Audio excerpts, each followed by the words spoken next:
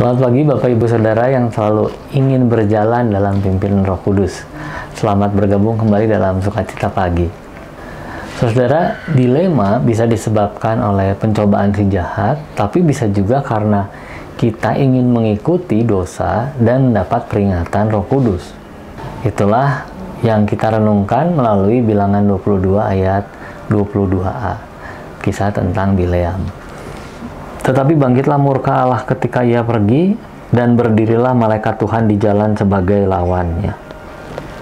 Saudara, renungan pagi ini saya beri judul, Disesatkan Kemungkinan.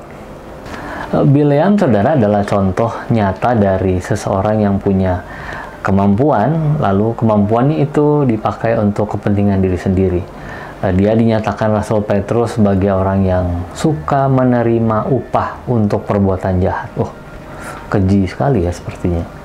Artinya Bileam serupa penyihir yang berbuat jahat kepada orang lain sesuai dengan bayaran. Tergantung perintah saja. Kalau zaman sekarang mungkin disebutnya tukang santet ya. Dia tidak peduli apakah hasil kerjanya merugikan orang lain atau tidak, karena selama dibayar dia bisa mendoakan orang lain mendapat celaka. Di masa kini, saudara, bisa saja Allah seolah-olah membiarkan orang Kristen berbuat semena-mena. Misalnya hukum dimanipulasi, pemerintah disuap, orang miskin diperas, dan lain sebagainya. Karena apa yang dipikirkan mirip dengan apa yang dipikirkan Bileam. Miripnya seperti apa?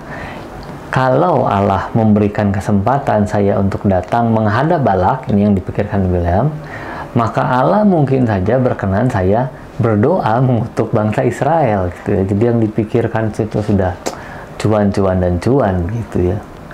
Nah, ini serupa, saudara, kalau kita di masa kini berpikir bahwa kalau Allah memberikan saya kesempatan memberi suap kepada hakim, maka Allah mungkin saja bekerja melalui kasus hukum yang dibatalkan pengadilan.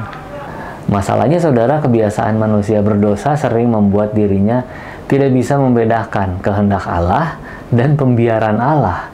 Mereka tidak punya kepekaan. Inilah sebabnya Rasul Yohanes mengingatkan orang percaya supaya mereka mengakui kesalahan mereka di hadapan Tuhan, sekalipun mereka adalah orang-orang yang sudah diselamatkan. Sebab dalam kasih dan kesabaran Tuhan, Dia selalu membantu umatnya keluar dari rintangan iman. Itulah sebabnya Allah kita bisa diandalkan menghadapi dilema pencobaan. Saudara, mari lebih tegas menilai tantangan yang datang dan berani menghadapi tantangan itu di dalam penyertaan Allah yang Maha Kuasa.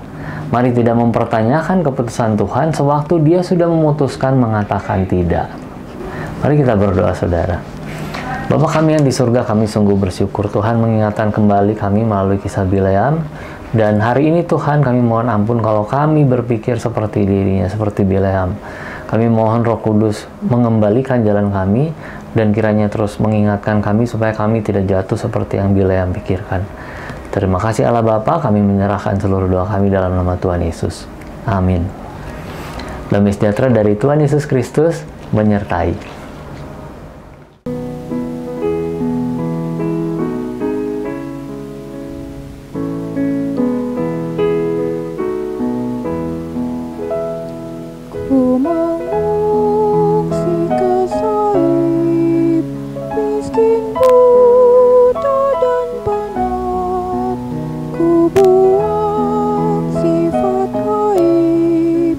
Pasti ku dapat selamat, ku mengungsi padamu, Yesus Juru Selamatku.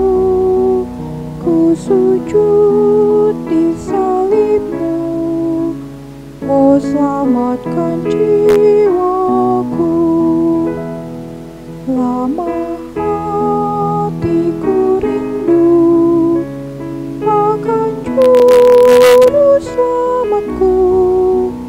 Ku dengar suaramu, ku hapuskan dosamu. Ku mengungsi padamu, Yesus Juru Selamatku.